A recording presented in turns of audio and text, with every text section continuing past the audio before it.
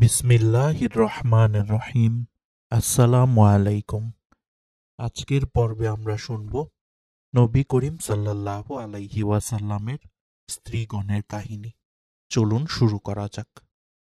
বিভিন্ন সময়ে রাসূলুল্লাহ সাল্লাল্লাহু আলাইহি ওয়াসাল্লামের মোট ১১ জন স্ত্রী ছিলেন। তন্মধ্যে হযরত খাদিজা ও জয়নব বিনতে খুজাইমা রাদিয়াল্লাহু রাসূল সাল্লাল্লাহু আলাইহি ওয়াসাল্লামের জীবদ্দশায় মৃত্যুবরণ করেন। বাকি ৯ জন স্ত্রী রেখে তিনি মারা যান, যারা হলেন যথাক্রমে হযরত সওদা, আয়েশা, হাফসা, উম্মে সালামা, জয়নব বিনতে জাহশ, জুয়াইরিয়াহ, উম্মে হাবিবা, সাফিয়া ও মাইমুনা বিনতুল হারিস রাদিয়াল্লাহু আনহা। এতদুতিত আরও ২ জন মহিলার সাথে তার বিয়ে হয়েছিল, কিন্তু সহবাসের পূর্বেই তারা পরিত্যক্ত হন। প্রথম জন আসমা বিনতে নুমান আল কিন্দিয়া, যিনি জাউনিয়া বলেও পরিচিত। তাকে কিছু মাল সম্পদ দিয়ে বিদায় করা হয়। দ্বিতীয় জন আমরাহ বিনতে ইয়াজিদ আল কিলাবিয়া। এছাড়াও তার ২ জন দাসী ছিল, একজন খ্রিস্টান কন্যা মারিয়া কিপ্তিয়া, যাকে মিশররাজ মুকাউক্কিস হাদিয়াস্বরূপ পাঠিয়েছিলেন। অন্যজন ইহুদি কন্যা রায়হানা বিনতে জায়েদ আল কোয়ারিয়াহ, ইনি বনু কোয়ায়রার যুদ্ধে বন্দী হন। আবু উবায়দা আরও ২ জন দাসীর কথা বলেছেন, যাদের একজন জামিলা, যিনি কোনো এক যুদ্ধের বন্দিনী ছিলেন। অন্যজন তার স্ত্রী জয়নব বিনতে জাহশ রাদিয়াল্লাহু আনহা কর্তৃক হেবাকৃত। তার স্ত্রীগণের মধ্যে কোরাইশী ছিলেন ৬ জন, যারা ছিলেন বিভিন্ন কোরাইশ গোত্রের, যেমন খাদিজা বিনতে খুয়াইলিদ আল আসাদি, আয়েশা বিনতে আবু বকর আত-তামিমি, হাফসা বিনতে ওমর আল আদাভি, উম্মে হাবিবা রামলাহ বিনতে আবু সুফিয়ান আল উমুভি, উম্মু সালামা বিনতে আবু উমাইয়া মাখজুমি ও সাউদা বিনতে জামা আল আমেরি রাদিয়াল্লাহু আনহা। স্ত্রীদের মধ্যে একমাত্র ইহুদি কন্যা ছিলেন সাফিয়া বিনতে হুয়াই বিন আখতাব। ইহুদি ও খ্রিস্টান কন্যারা সবাই ইসলাম কবুল করেন। এক নজরে দেখে নেই উম্মাহাতুল মুমিনিন। প্রথম ছিলেন খাদিজা বিনতে খুয়াইলিদ। বিবাহকালে রাসূলুল্লাহ সাল্লাল্লাহু আলাইহি ওয়াসাল্লামের বয়স ছিল ২৫ ও তার বয়স ৪০। মৃত্যু সন রামাজান ১০ম নববী বর্ষ। দাফন মক্কার হাজুনে। মৃত্যুকালে বয়স ৬৫। রাসূল সাল্লাল্লাহু আলাইহি ওয়াসাল্লামের সাথে তার দাম্পত্যকাল ২৪ বছর ৬ মাস বা প্রায় ২৫ বছর। তিনি বেঁচে থাকা অবধি রাসূল সাল্লাল্লাহু আলাইহি ওয়াসাল্লাম দ্বিতীয় বিয়ে করেননি। জ্ঞাতব্য, পূর্বেই তিনি ২ স্বামী হারান। প্রথম স্বামী ছিলেন উতাইইক বিন আবেদ বিন আবদুল্লাহ মাখজুমি। তার ঔরসে এক ছেলে আবদুল্লাহ ও এক মেয়ে জন্ম নেয়। তার মৃত্যুর পর দ্বিতীয় স্বামী আবু হালাহ বিন মালেক তামিমির ঔরসে হালাহ, তাহের ও হিন্দ নামের ৩ পুত্র ছিল, যারা সবাই পরে সাহাবী হন। মুহাম্মদ বিন আবদুল্লাহ রাসূলুল্লাহ সাল্লাল্লাহু আলাইহি ওয়াসাল্লাম ছিলেন তার তৃতীয় স্বামী এবং তিনি ছিলেন তার প্রথমা স্ত্রী। রাসূলুল্লাহ সাল্লাল্লাহু আলাইহি ওয়াসাল্লামের ঔরসে তার ২ ছেলে কাশেম ও আবদুল্লাহ ও ৪ মেয়ে জয়নব, রোকাইয়া, উম্মে কুলসুম ও ফাতেমা জন্মগ্রহণ করেন। প্রথম সন্তান কাশেমের নামেই তার উপনাম ছিল আবুল কাশেম। পুত্র আবদুল্লাহ লকব ছিল তাইয়িব ও তাহের। জাহেলি যুগে খাদিজা তাহেরা অর্থ পবিত্রা নামে এবং ইসলামী যুগে সিদ্দিকা, যার অর্থ নবুয়াতের সত্যতায় প্রথম বিশ্বাসকারিণী নামে প্রসিদ্ধ ছিলেন। প্রথমা ও বড় স্ত্রী হিসেবে তিনি খাদিজাতুল কুবরা নামেও পরিচিত। ২. সওদা বিনতে জামা। রাসূলুল্লাহ সাল্লাল্লাহু আলাইহি ওয়াসাল্লামের বয়স ৫০, তার বয়সও ৫০। বিবাহ সন শাওয়াল ১০ম নববী বর্ষ। মৃত্যু সন ১৯ হিজরি। দাফন মদিনা। বয়স ছিল ৭২। রাসূলুল্লাহ সাল্লাল্লাহু আলাইহি ওয়াসাল্লামের সাথে দাম্পত্য জীবন ১৪ বছর। রাসূলুল্লাহ সাল্লাল্লাহু আলাইহি ওয়াসাল্লামের মৃত্যুর পর স্ত্রীদের মধ্যে তিনিই প্রথম মৃত্যুবরণ করেন। জ্ঞাতব্য, তিনি প্রথম দিকে ইসলাম গ্রহণ করেন। পরে তার উৎসাহে স্বামী সাকরান বিন আমর মুসলমান হন। অতঃপর উভয়ে হাবশায় হিজরত করেন। সাকরান সেখান থেকে মক্কায় ফিরে এসে মুসলিম অবস্থায় মৃত্যুবরণ করেন। তখন সন্তানদের নিয়ে তার বিধবা স্ত্রী সওদা চরম বিপাকে পড়েন। একই সময়ে খাদিজাকে হারিয়ে বিপদগ্রস্ত রাসূলুল্লাহ সাল্লাল্লাহু আলাইহি ওয়াসাল্লাম বাধ্য হয়ে সংসারে পটু সওদাকে বিয়ে করেন ও তার হাতে সদ্য মাতৃহারা সন্তানদের দায়িত্ব অর্পণ করেন। তার বর্ণিত হাদিসের সংখ্যা ৫টি, তন্মধ্যে একটি বুখারীতে ও ৪টি সুনানে আরবাতে উল্লেখিত হয়েছে। উল্লেখ্য যে সাকরান হাবশায় গিয়ে ইসলাম ত্যাগ করে নাসারা হন এবং সেখানে মৃত্যুবরণ করেন মর্মে তাবারী ও ইবনুল আসির যে বর্ণনা করেছেন তা সহিহ বা জয়ীফ কোনোভাবেই প্রমাণিত নয়। ৩. আয়েশা বিনতে আবু বকর। রাসূল সাল্লাল্লাহু আলাইহি ওয়াসাল্লামের বয়স যখন ৫৪, বিবাহ সন শাওয়াল ১১ নববর্ষ। বিয়ের সময় আয়েশা বিনতে আবু বকরের বয়স ৬, স্বামী গৃহে আগমনের বয়স ৯, শাওয়াল ১ হিজরি, মৃত্যু সন ৫৭ হিজরি, দাফন মদিনায়, বয়স ছিল ৬৩, দাম্পত্য জীবন ১০ বছর। জ্ঞাতব্য ইনি একমাত্র কুমারী স্ত্রী ছিলেন, কোনো সন্তানাদি হয়নি। নবীপত্নীগণের মধ্যে তিনি ছিলেন সর্বাধিক জ্ঞানী, বুদ্ধিমতী ও হাদিসজ্ঞ মহিলা। জ্যেষ্ঠ সাহাবীগণ বিভিন্ন ফাতওয়ায় তার দিকে প্রত্যাবর্তন করতেন ও তার সিদ্ধান্তকে অগ্রাধিকার দিতেন। আবু মুসা আশআরী রাদিয়াল্লাহু বলেন, আমরা কোনো বিষয়ে আটকে গেলে আয়েশা রাদিয়াল্লাহু আনহার নিকটে গিয়ে তার সমাধান নিতাম। তার বর্ণিত হাদিসের সংখ্যা ২২১০টি, তন্মধ্যে ১৭৪টি মুত্তাকাফ আলাইহ, ৫৪টি এককভাবে বুখারী ও ৯টি এককভাবে মুসলিম। বাকি ১৯৭৩টি মুসনাদে আহমদ সহ অন্যান্য হাদিস গ্রন্থে বর্ণিত হয়েছে। উল্লেখ্য যে আয়েশা রাদিয়াল্লাহু এর পিতা আবু বকর রাদিয়াল্লাহু ছিলেন একমাত্র সাহাবী যার পরিবারের ৪টি স্তরে সবাই মুসলমান ছিলেন, যা অন্য কোনো সাহাবীর মধ্যে পাওয়া যায় না। অর্থাৎ আবু বকর রাদিয়াল্লাহু নিজে, তার পিতামাতা ও পুত্র কন্যাগণ এবং তাদের সন্তানগণ। হাফসা বিনতে উমর।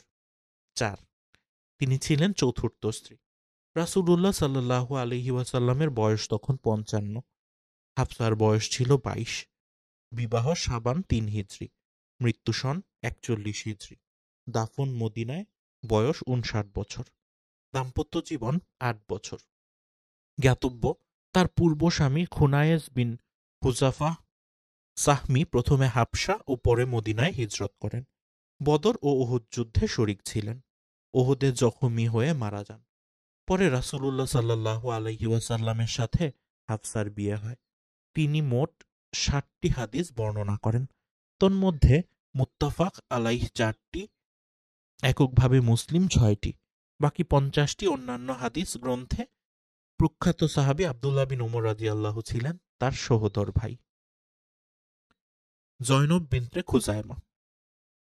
রাসূলুল্লাহ সাল্লাল্লাহু আলাইহি ওয়াসাল্লামের বয়স তখন ছিল ৫৫, তার বয়স ছিল মাত্র ৩০, বিবাহ সন হিজরি ৩ হিজরি, মৃত্যু সন, বয়স ৩০, দাফন মদিনা, দাম্পত্য জীবন ২ অথবা ৩ মাস, অর্থাৎ মৃত্যুর কিছুদিন পরেই তিনি মৃত্যুবরণ করেন, অর্থাৎ বিবাহের কিছুদিন পরেই তিনি মৃত্যুবরণ করেন।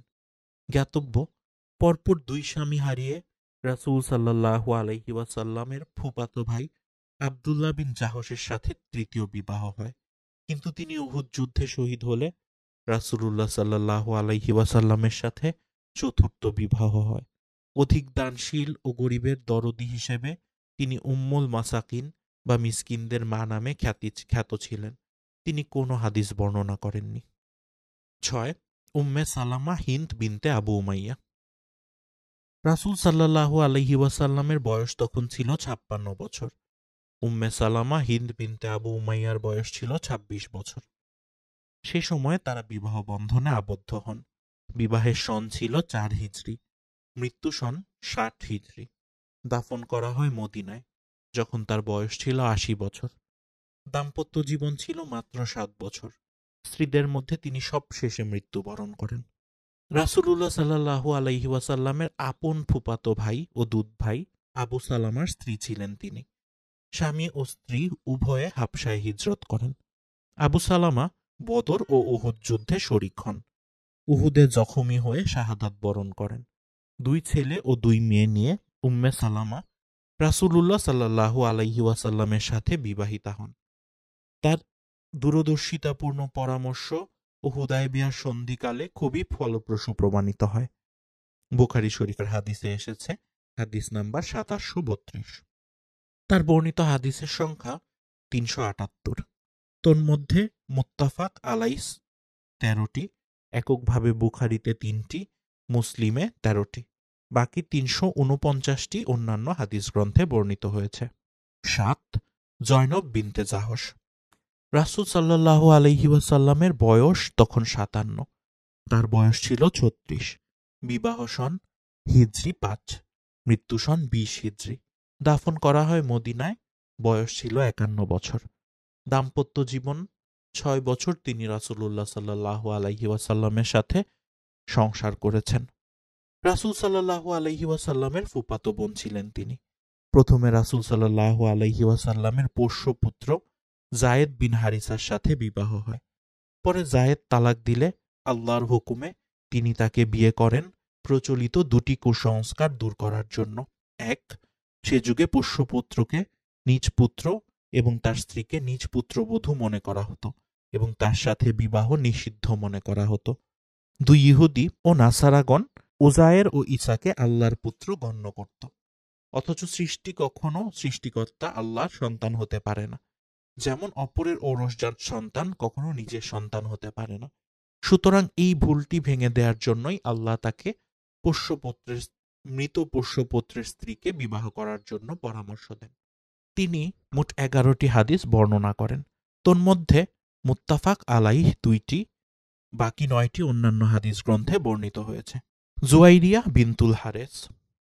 রাসূল সাল্লাল্লাহু আলাইহি ওয়াসাল্লামের বয়স যখন ৫৭, তখন জুয়াইরিয়ার বয়স ছিল ২০।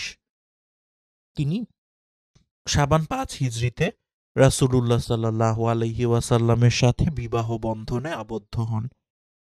তিনি মৃত্যুবরণ করেন ৫৬ হিজরিতে। তাকে মদিনায় দাফন করা হয়, তখন তার বয়স ছিল ৭১ বছর। তিনি দাম্পত্য জীবনে মাত্র ৬ বছর রাসূলুল্লাহ সাল্লাল্লাহু আলাইহি ওয়াসাল্লামের সাথে ছিলেন, রাসূলের মৃত্যুর আগ পর্যন্ত। ইনি বনু মুস্তালিক নেতা হারেস বিন আবু জাররারের কন্যা ছিলেন। ৫ম হিজরিতে বনু মুস্তালিক যুদ্ধে বন্দী হয়ে রাসূল সাল্লাল্লাহু আলাইহি ওয়াসাল্লামের সাথে বিবাহিত হন এবং রাসূল সাল্লাল্লাহু আলাইহি ওয়াসাল্লামের শ্বশুরকুল হওয়ার সুবাদে ১০০-র অধিক যুদ্ধবন্দী সবাইকে মুক্তি দেয়া হয়। ফলে তারা সবাই মুসলমান হয়ে যায়। জুয়াইরিয়ার প্রথম স্বামী ছিলেন মুসাফিহ বিন সুফিয়ান মুস্তালিকি। তিনি মোট ৬০টি হাদিস বর্ণনা করেন। তন্মধ্যে বুখারীতে ২টি, মুসলিমে ২টি হাদিস বর্ণিত হয়েছে। বাকি ৩টি হাদিস অন্যান্য হাদিস গ্রন্থে এসেছে। ৯. উম্মে হাবিবা রামলাহ বিনতে আবু সুফিয়ান। রাসূল সাল্লাল্লাহু আলাইহি ওয়াসাল্লামের বয়স তখন ছিল ৫৮। উম্মে হাবিবা রামলাহ বিনতে আবু সুফিয়ানের বয়স ছিল ৩৬। তখন তারা বিবাহ বন্ধনে আবদ্ধ হন মুহররম মাসের ৭ হিজরি মুহররম মাসে। মৃত্যু সন ৪৪ হিজরি। তিনি মদিনায় মৃত্যুবরণ করেন এবং সেখানে তাকে দাফন করা হয়। সে সময়ে তার বয়স ছিল ৭২ বছর। তার দাম্পত্য জীবন ছিল মাত্র ৪ বছর। কুরাইশ নেতা আবু সুফিয়ানের কন্যা ছিলেন তিনি। উবায়দুল্লাহ বিন জাহশ আসাদি তার প্রথম স্বামী ছিলেন। উভয়ে মুসলমান হয়ে হাবশায় হিজরত করেন, কিন্তু সেখানে গিয়ে স্বামী মারা যান। তিনি একটি কন্যা সন্তান নিয়ে বিধবা হন। রাসূল সাল্লাল্লাহু আলাইহি ওয়াসাল্লাম তার চরম বিপদের কথা জানতে পেরে ৭ম হিজরির মুহররম মাসে আমর বিন উমায়রা জামরির মাধ্যমে বাদশাহ নাজাশীর নিকট পত্র প্রেরণ করেন এবং তার সাথে বিবাহের পয়গাম পাঠান। নাজাশী স্বয়ং তার বিবাহের খুতবা পাঠ করেন। তিনি রাসূলুল্লাহ সাল্লাল্লাহু আলাইহি ওয়াসাল্লামের পক্ষে ৪০০ দিনার মোহরানা পরিশোধ করেন ও সবাইকে দাওয়াত খাওয়ান। পরে তাকে রাসূলুল্লাহ সাল্লাল্লাহু আলাইহি ওয়াসাল্লামের প্রেরিত দূত শুরাহবিল বিন হাসানা রাদিয়াল্লাহু এর মাধ্যমে মদিনায় পাঠিয়ে দেন। তিনি ৬৫টি হাদিস বর্ণনা করেন। তন্মধ্যে মুত্তাফাক আলাইহ ২টি ও মুসলিম ১টি, বাকি ৬২টি অন্যান্য হাদিস গ্রন্থে এসেছে। উল্লেখ্য যে উবায়দুল্লাহ বিন জাহশ হাবশায় গিয়ে মুরতাদ বা নাসারা হয়ে গিয়েছিলেন ও উক্ত অবস্থায় মৃত্যুবরণ করেছিলেন বলে যে ঘটনা প্রসিদ্ধ আছে তা প্রমাণিত নয়। এ বিষয়ে ইবনু সাদ যে বর্ণনা এনেছেন তা মুরসাল বা জয়ীফ। মুবারকপুরীও তার মুরতাদ ও নাসারা হওয়ার বিষয়টি উল্লেখ করেছেন, যা জয়ীফ। 10. সাফিয়া বিনতে হুজাই বিন আখতাব।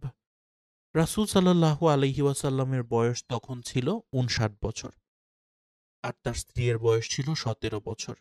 সে সময় সাফিয়ার সাথে রাসূল সাল্লাল্লাহু আলাইহি ওয়াসাল্লামের বিবাহ সম্পন্ন হয়। সেটি ছিল হিজরি ৭ সনের সফর মাস। তিনি ৫০ হিজরি সনে মৃত্যুবরণ করেন, যখন তার বয়স ছিল ৬০ বছর।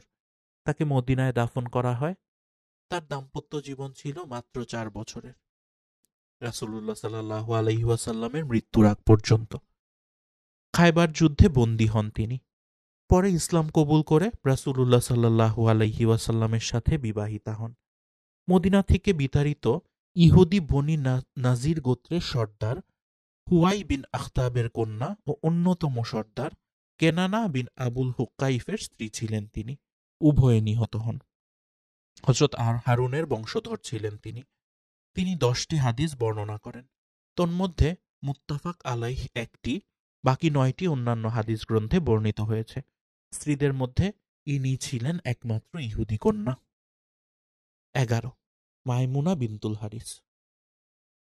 রাসূল সাল্লাল্লাহু আলাইহি ওয়াসাল্লামের বয়স ৫৯ ছিল তখন, আর তার স্ত্রীর বয়স ছিল ৩৬। জুলকাদা মাসের ৭ হিজরিতে তাদের বিবাহ হয়।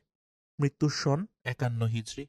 দাফন করা হয় মক্কার নিকটবর্তী সারিফে, যখন তার বয়স ছিল ৮০ বছর। দাম্পত্য জীবন ছিল মাত্র ৩.৫ বছর। ইনি হযরত আব্দুল্লাহ ইবনে আব্বাস রাদিয়াল্লাহু ও খালিদ বিন ওয়ালিদ রাদিয়াল্লাহু এর আপন খালা ছিলেন এবং উম্মুল মুমিনিন হযরত জয়নব বিনতে খুজাইমার সহোদর বৈপিত্রেয় বোন ছিলেন, যিনি ইতিপূর্বে ৩ হিজরিতে মৃত্যুবরণ করেন। তার পূর্বের 2 স্বামী মারা গেলে ভগ্নিপতি হযরত আব্বাস রাদিয়াল্লাহু রাসূল সাল্লাল্লাহু আলাইহি ওয়াসাল্লামের নিকটে তার বিবাহের প্রস্তাব দেন। ফলে 7ম হিজরিতে কাজা উমরা শেষে ফেরার সময় মক্কা থেকে ৬ কিলোমিটার উত্তরে তানঈমের নিকটবর্তী সারিফ নামক স্থানে উক্ত বিবাহ সম্পন্ন হয়। এটিই ছিল রাসূলুল্লাহ সাল্লাল্লাহু আলাইহি ওয়াসাল্লামের সর্বশেষ বিবাহ। তিনি মোট ৭৬টি হাদিস বর্ণনা করেন। তন্মধ্যে মুত্তাফাক আলাইহি ৭টি, এককভাবে বুখারীতে 1টি, মুসলিমে 5টি হাদিস এসেছে। বাকি 63টি হাদিস অন্যান্য হাদিস গ্রন্থে স্থান পেয়েছে। নবী পত্নীগণের মর্যাদা। পবিত্র কোরআনে তাদেরকে হে নবী পত্নীগণ বলে সম্বোধন করে সর্বোচ্চ মর্যাদা প্রদান করা হয়েছে। অন্যত্র তোমার স্ত্রীগণ বলা হয়েছে। সূরা আহজাবে। জাউজ অর্থ জোড়া, সমতুল্য, সমপর্যায়ভুক্ত ব্যক্তি। যেমন বলা হয় মোজার 2টি জোড়া। রাসূল সাল্লাল্লাহু আলাইহি ওয়াসাল্লামের স্ত্রীগণকে তার স্ত্রী বলার মাধ্যমে তাদেরকে সর্বোচ্চ মর্যাদায় ভূষিত করা হয়েছে, অথচ স্ত্রী শব্দ বলা হয়নি, যা অন্যান্য নবী এবং নবী নন এমন সকলের ক্ষেত্রে বলা হয়েছে। যেমন হযরত নূহ ও লূত আলাইহিস সালামের স্ত্রীদের ক্ষেত্রে লূতের স্ত্রী, নূহের স্ত্রী ইত্যাদি বলা হয়েছে। অন্যদিকে ফেরাউনের স্ত্রীর ক্ষেত্রে এবং আবুল আহাবের স্ত্রীর ক্ষেত্রে এ কথা বলা হয়েছে। ইব্রাহিমের স্ত্রীর ক্ষেত্রে তার স্ত্রী বলা হয়েছে এবং পরিবার বলে 2 ধরনের শব্দ এসেছে। তবে জাকারিয়ার স্ত্রীর ক্ষেত্রে 2টি শব্দ এসেছে, কিন্তু শেষ নবীর স্ত্রীগণের ক্ষেত্রে কেবল আজওয়াজ শব্দ খাস করার মাধ্যমে তাদের মর্যাদাকে অন্য সকলের উপরে বিশেষভাবে উন্নীত করা হয়েছে। নবী পত্নীগণের মর্যাদা পৃথিবীর সকল মহিলার উপরে, যেমন আল্লাহ বলেন, তোমরা অন্য কোনো মহিলার মতো নও। সূরা আহজাব আয়াত ৩২। এখানে নবী পত্নীগণের উচ্চ মর্যাদায় স্বয়ং আল্লাহ প্রদত্ত এই অনন্য সনদ নিঃসন্দেহে গৌরবের এবং একই সাথে মুসলিম উম্মার জন্য নিঃসন্দেহে ঈর্ষণীয় বিষয়। আল্লাহ নবী পত্নীগণকে নিষ্কলঙ্ক ঘোষণা করেছেন এবং তাদের গৃহকে সকল প্রকারের আবিলতা ও পঙ্কিলতা হতে মুক্ত করেছেন। যেমন আল্লাহ বলেন, হে নবী পরিবার, আল্লাহ তো কেবল চান তোমাদের থেকে অপবিত্রতা দূর করতে এবং তোমাদেরকে সম্পূর্ণরূপে পুত পবিত্র করতে। সূরা আহজাব আয়াত ৩৩। আল্লাহ নবী পত্নীগণের গৃহগুলোকে ওহীর অবতরণ স্থল হিসেবে ঘোষণা করেছেন, যা তাদের মর্যাদাকে শীর্ষস্থানে পৌঁছে দিয়েছে। যেমন আল্লাহ বলেন, আল্লাহর আয়াতসমূহ এবং হিকমতের কথাসমূহ যা তোমাদের গৃহে পঠিত হয় সেগুলো তোমরা স্মরণ রাখো।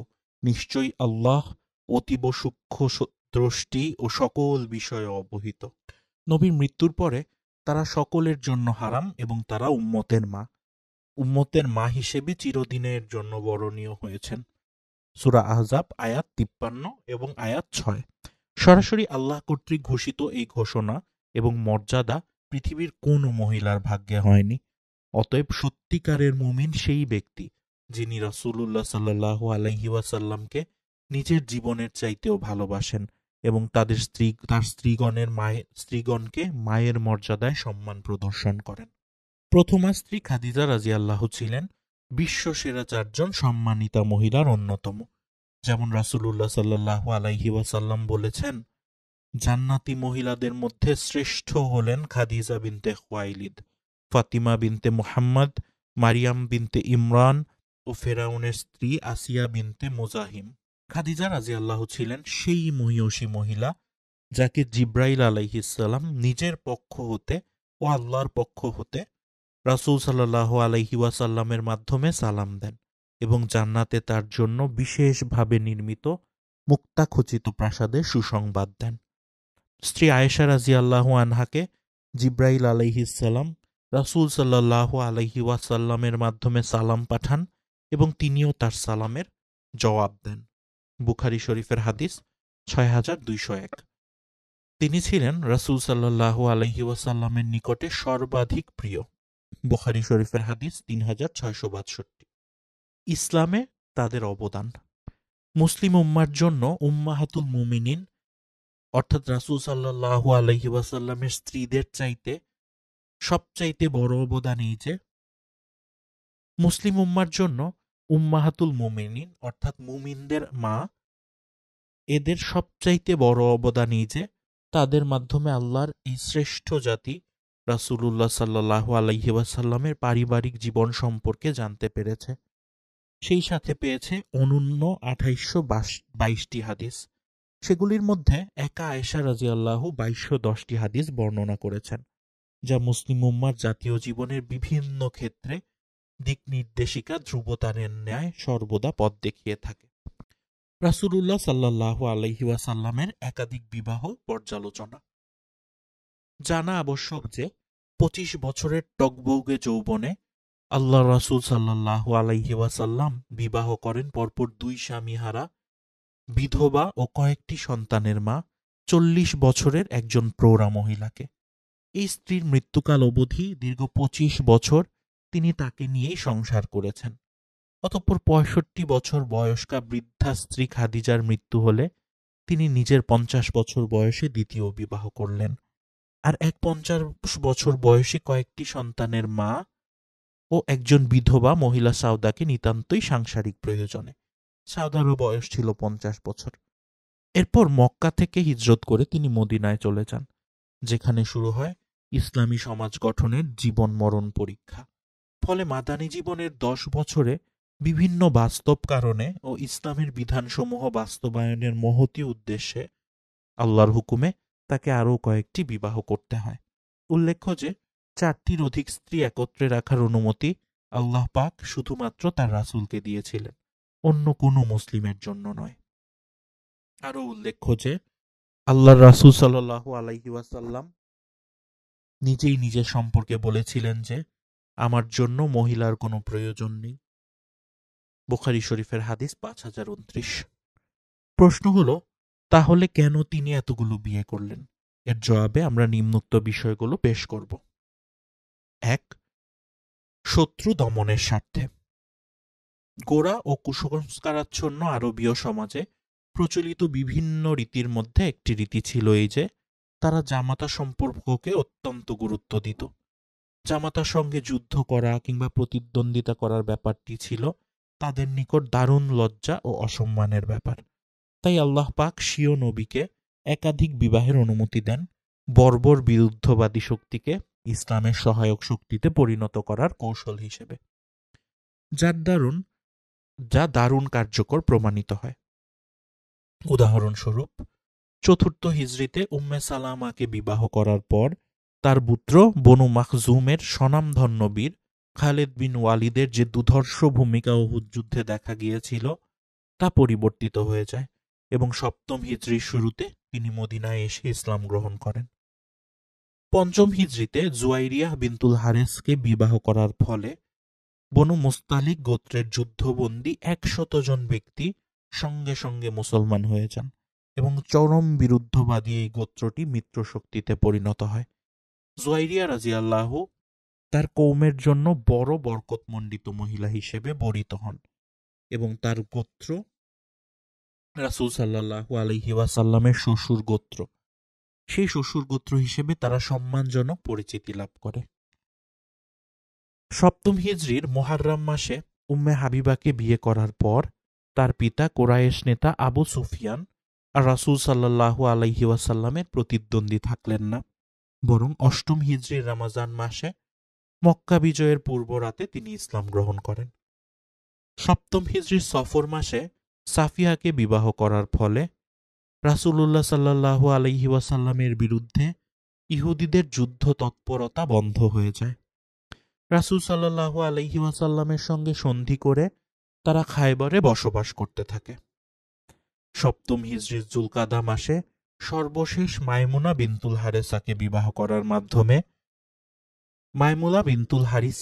করার মাধ্যমে নাজদবাসীদের অব্যাহত শত্রুতা ও ষড়যন্ত্র থেকে অব্যাহতি পাওয়া যায়, কেননা মাইমুনার এক বোন ছিলেন নাজদের সর্দারের স্ত্রী।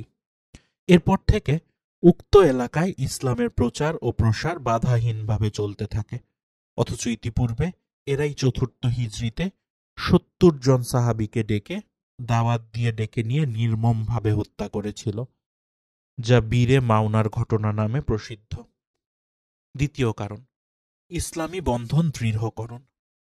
আয়েশা ও হাফসাকে বিবাহ করার মাধ্যমে হযরত আবু বকর ও উমরের সঙ্গে ইসলামী ভ্রাতৃত্ব দৃঢ়তর ভিত্তি লাভ করে।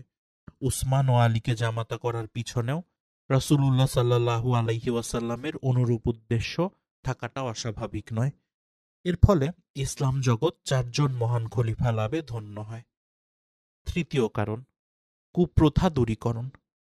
পোষ্যপুত্র নিজের পুত্রের ন্যায় এবং তার স্ত্রী নিজের পুত্রবধূর ন্যায় হারাম, এ মর্মে যুগ যুগ ধরে চলে আসা সামাজিক কুপ্রথার অপনোদনের জন্য আল্লাহর হুকুমে তিনি স্বীয় পালিত পুত্র যায়েদ বিন হারিসার তালাকপ্রাপ্তা স্ত্রী জয়নব বিনতে জাহশকে বিবাহ করেন। এ বিষয়ে সূরা আহজাবের ৩৭ ও ৪০ আয়াত দুটি নাজিল হয়। বস্তুত এ বিষয়গুলো এমন ছিল যে এসব কুপ্রথা ভাঙার জন্য কেবল উপদেশই যথেষ্ট ছিল না, তাই আল্লাহর হুকুমে স্বয়ং নবীকেই সাহসী পদক্ষেপে এগিয়ে আসতে হয়েছিল। চতুর্থ কারণ, মহিলা সমাজে ইসলাম শিক্ষার বিস্তার।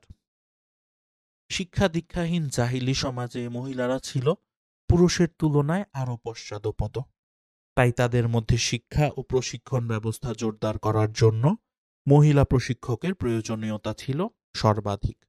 পর্দা ফরজ হওয়ার পর এর প্রয়োজনীয়তা আরও বেড়ে যায়। ফলে রাসূলুল্লাহ সাল্লাল্লাহু আলাইহি ওয়াসাল্লামের স্ত্রীগণ তার সহযোগী হিসেবে এ কাজে অত্যন্ত গুরুত্বপূর্ণ ভূমিকা পালন করেন।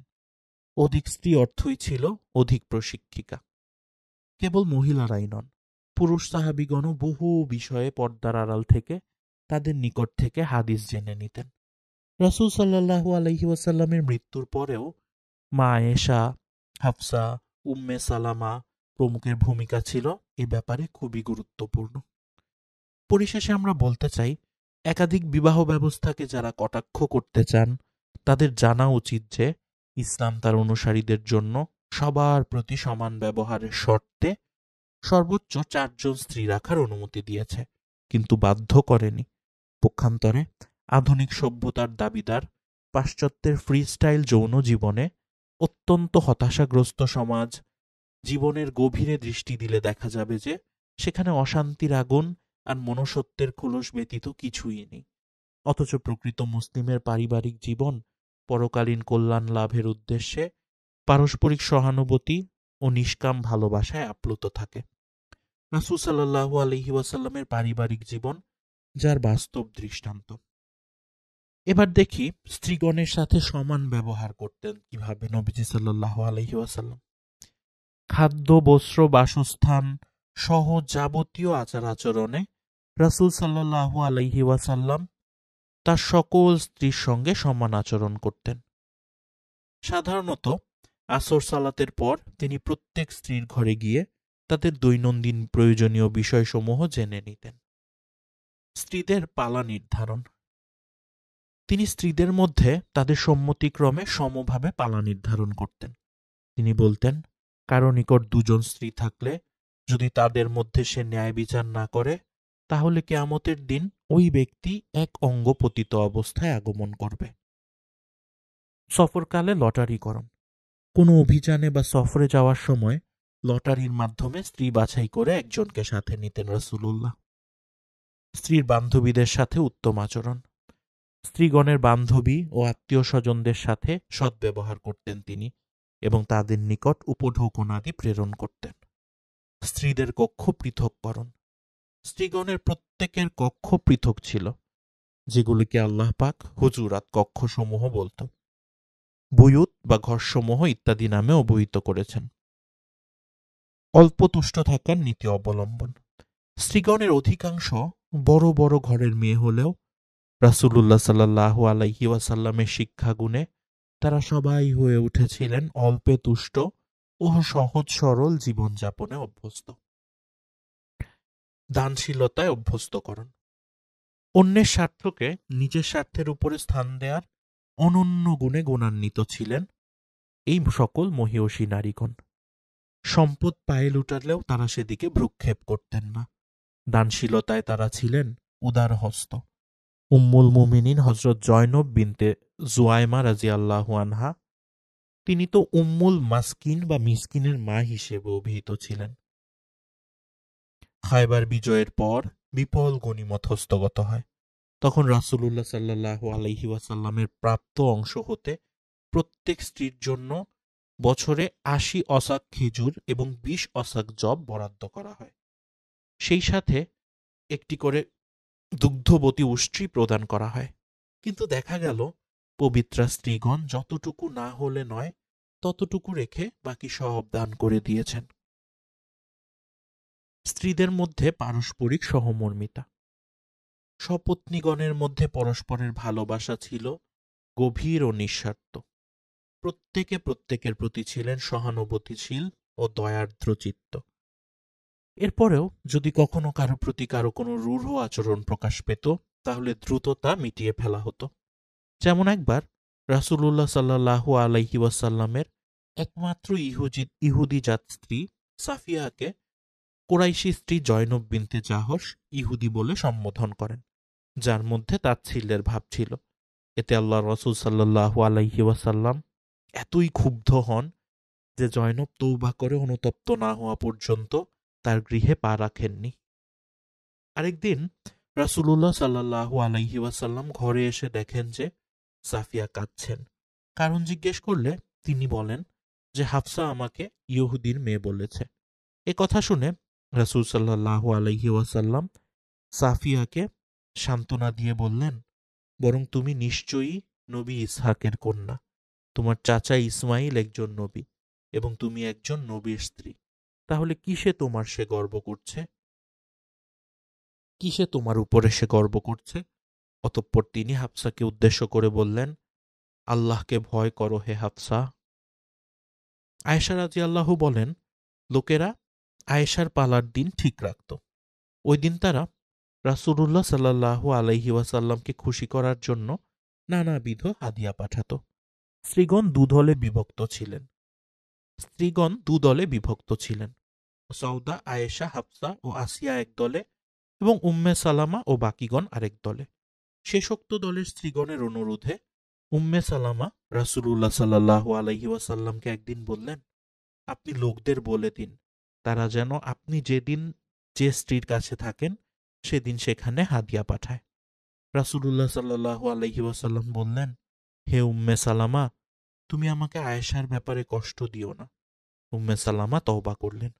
পরে তারা উক্ত বিষয়ে ফাতেমা রাদিয়াল্লাহুকে রাসূল সাল্লাল্লাহু আলাইহি ওয়াসাল্লামের কাছে পাঠালেন। সেখানেও রাসূল সাল্লাল্লাহু আলাইহি ওয়াসাল্লাম একই জবাব দিলেন এবং বললেন, ফাতেমা, আমি যা পছন্দ করি তুমি কি তা পছন্দ করো না? তাহলে তুমি আয়েশাকে ভালোবাসো। জুহুদ ও দুনিয়া ত্যাগী জীবন। রাসূলুল্লাহ সাল্লাল্লাহু আলাইহি ওয়াসাল্লাম অত্যন্ত সহজ ও সাদাসিধা জীবনযাপন করতেন। অনেক সহজ সরল জীবনযাপন করতেন তিনি স্বেচ্ছায় দরিদ্রতা অবলম্বন করেছিলেন। তিনি বলতেন, হে আল্লাহ, তুমি আমাকে মিসকিনি হালে বাঁচিয়ে রাখো ও মিসকিনি হালে মৃত্যু দান করো এবং আমাকে মিসকিনদের সাথে পুনরুত্থিত করো। তিনি বলতেন, হে আল্লাহ, তুমি মুহাম্মদের পরিবারকে পরিমিত আহার দান করো যা ক্ষুধা নিবৃত্ত করে।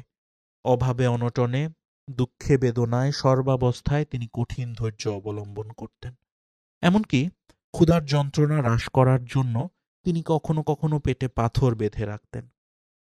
3 দিন না খেয়ে পেটে পাথর বেঁধে সৈন্যদের সাথে অবর্ণনীয় কষ্টে খন্দক খোঁড়ার কাজে তিনি অংশ নিয়েছেন। রাসূল সাল্লাল্লাহু আলাইহি ওয়াসাল্লামের খাদেম হযরত আনাস রাদিয়াল্লাহু বলেন, আমি জানি না রাসূলুল্লাহ সাল্লাল্লাহু আলাইহি ওয়াসাল্লাম আল্লাহর সাথে মিলিত হওয়ার আগ পর্যন্ত কখনো কোনো পাতলা নরম রুটি দেখেছেন কিংবা কোনো আস্ত ভুনা বকরি দেখেছেন। আয়েশা সিদ্দিকা রাদিয়াল্লাহু বলেন, মদিনায় আসার পর থেকে রাসূলুল্লাহ সাল্লাল্লাহু আলাইহি ওয়াসাল্লামের মৃত্যু পর্যন্ত মুহাম্মদের পরিবার কখনো 3 দিন একটানা রুটি খেতে পায়নি। অন্য বর্ণনায় এসেছে, পরপর 2 মাস অতিবাহিত হয়ে 3য় মাসে চাঁদ উদিত হতো, অথচ নবী গৃহে কোনো চুলায় আগুন জ্বলত না, অর্থাৎ মাসভর চুলা জ্বলত না। ভগিনীপুত্র উরওয়া বিন জুবাইর রাদিয়াল্লাহু জিজ্ঞেস করলেন, খালাম্মা, তাহলে কি খেয়ে আপনারা জীবন ধারণ করতেন? তিনি বলেন, 2টি কালো বস্তু দিয়ে খেজুর ও পানি। রাসূলুল্লাহ সাল্লাল্লাহু আলাইহি ওয়াসাল্লাম বলতেন, ওই ব্যক্তি সফলকাম যে মুসলমান হলো, যে পরিমিত আহার পেল এবং তাকে আল্লাহ যা দিয়েছেন তাতে সন্তুষ্ট থাকল। একবার আবু হুরায়রা রাদিয়াল্লাহু একদল লোকের পাশ দিয়ে যাচ্ছিলেন, যাদের সামনে একটা ভুনা বকরি ছিল। তারা তাকে খাওয়ার জন্য দাওয়াত দিলেন, কিন্তু তিনি তা অস্বীকার করে বললেন, রাসূলুল্লাহ সাল্লাল্লাহু আলাইহি ওয়াসাল্লাম দুনিয়া থেকে বিদায় হয়ে গেছেন, অথচ এখনই একটি জবের রুটি দিয়েও পরিতৃপ্ত হননি। কখনো তিনি একটি জবের রুটি দিয়েও পরিতৃপ্ত হননি। আনাস রাদিয়াল্লাহু বলেন, রাসূলুল্লাহ সাল্লাল্লাহু আলাইহি ওয়াসাল্লামের পরিবারের নিকট কোনো সন্ধ্যাতেই এক সাগম বা কোনো খাদ্যদানা আগামীকালের জন্য পরিশিষ্ট থাকত না। অথচ তার স্ত্রী ছিলেন 9 জন, অর্থাৎ যা পেতেন সবই দান করে দিতেন, জমা রাখতেন না। মৃত্যুর সময় রাসূলুল্লাহ সাল্লাল্লাহু আলাইহি ওয়াসাল্লামের লৌহ বর্মটি এক ইহুদির নিকটে 30 ছা বা 75 কেজি জবের বিনিময়ে বন্ধক ছিল।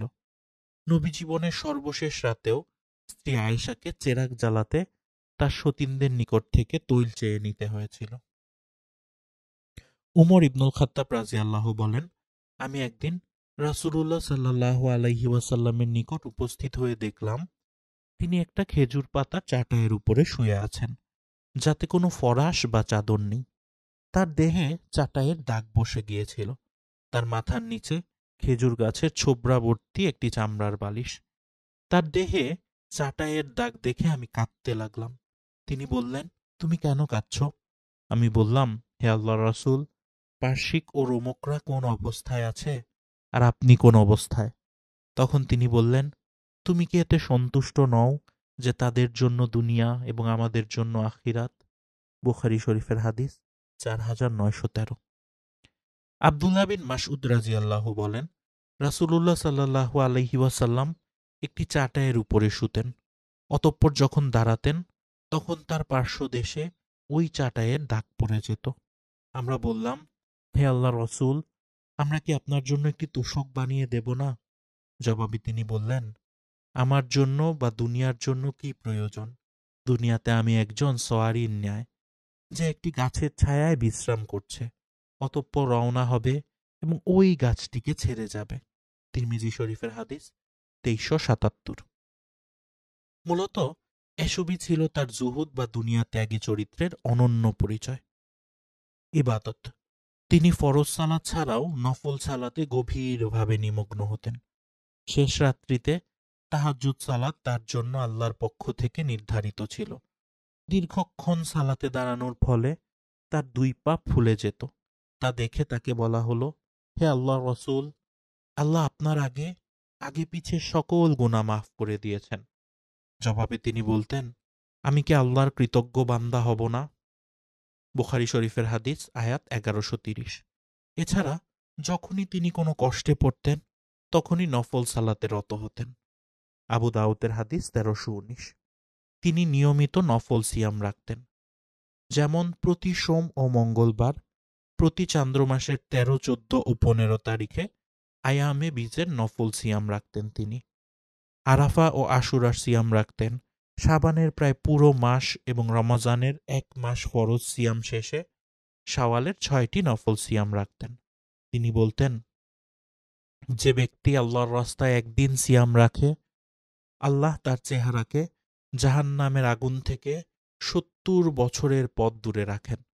তিনি বলতেন, তুমি ঘুমাও ও ইবাদত করো, নিশ্চয় তোমার উপর তোমার দেহের হক রয়েছে, চোখের হক রয়েছে, স্ত্রীর হক রয়েছে, সাক্ষাৎ প্রার্থীর হক রয়েছে।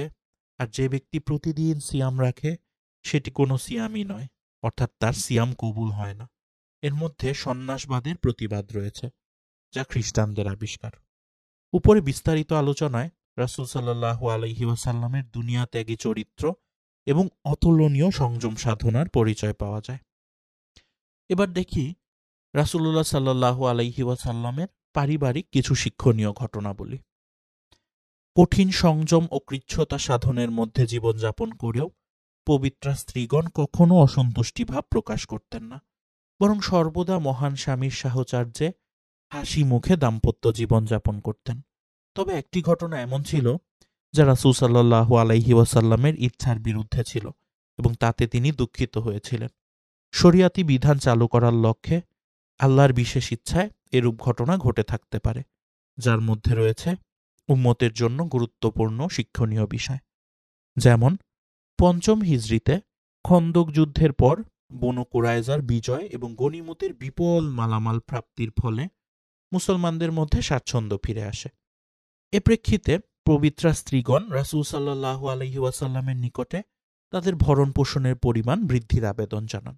এতে আল্লাহর রাসূল সাল্লাল্লাহু আলাইহি ওয়াসাল্লাম প্রচণ্ড মর্মাহত হন এবং তাদেরকে তালাক গ্রহণের এখতিয়ার প্রদান করেন। উক্ত মর্মে আয়াতে তাখঈর নাজিল হয়। উক্ত আয়াত নাজিলের পর রাসূল সাল্লাল্লাহু আলাইহি ওয়াসাল্লাম আয়েশাকে তার পিতামাতার সঙ্গে পরামর্শ করতে বললে তিনি বলে ওঠেন, এজন্য পিতামাতার সাথে পরামর্শের কি আছে? আমি তো আল্লাহ ও তার রাসূল এবং আখিরাতকে কবুল করে নিয়েছি। তিনি বলেন, অতঃপর অন্যান্য স্ত্রীগণ সকলেই আমার পথ অনুসরণ করলেন। একবার দুজন স্ত্রীর উপর কোনো কারণে ক্ষুব্ধ হয়ে রাসূলুল্লাহ সাল্লাল্লাহু আলাইহি ওয়াসাল্লাম কসম করেন যে তাদের থেকে 1 মাস বিরত থাকবেন এবং তা যথারীতি কার্যকর হয়, যা ইলারের ঘটনা নামে প্রসিদ্ধ। একবার মধু খাওয়ার ঘটনায় স্ত্রীদের কাউকে খুশি করার জন্য তা আর খাবেন না বলে কসম করেন। এভাবে হালালকে হারাম করায় আল্লাহ পাক তাকে সতর্ক করে দিয়ে সূরা তাহরিম 1ম আয়াতটি নাজিল করেন। উপরোক্ত ঘটনাবলিতে পুণ্যবতী স্ত্রীগণের এই বৈশিষ্ট্য তুলে ধরা হয়েছে যে তারা সুখে দুঃখে সর্বাবস্থায় পুণ্যবান স্বামীর একনিষ্ঠ অনুসারী হয়ে থাকেন।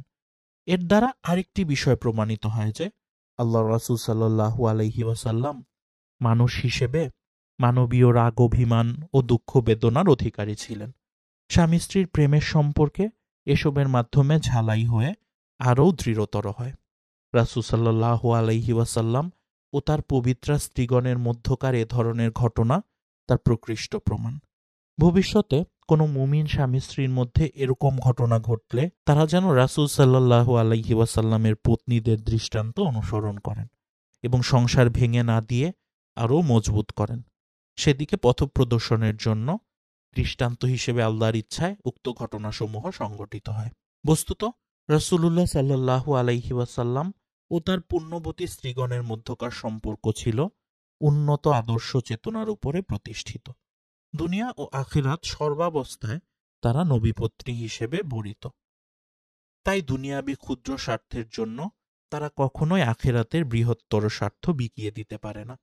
দুনিয়াতে তারা ছিলেন রাসূলুল্লাহ সাল্লাল্লাহু আলাইহি ওয়াসাল্লামের পারিবারিক জীবনের বিশ্বস্ততম সাক্ষী এবং তাদের মাধ্যমেই উম্মতে মুহাম্মাদী ইসলামের পারিবারিক ও অন্যান্য বিধানসমূহ জানতে পেরে ধন্য হয়েছেন। এদিক দিয়ে বিবেচনা করলে তারা কেবল পত্নী ছিলেন না বা নবী পত্নী ছিলেন না, বরং তারা ছিলেন উম্মতের শিক্ষিকা ও নক্ষত্রতুল্য দৃষ্টান্ত। নিঃসন্দেহে নবীর সঙ্গে নবী পত্নীগণের সম্পর্ক ও আচার আচরণ ছিল অতীব মধুর এবং আখিরাতের চেতনায় উজ্জীবিত।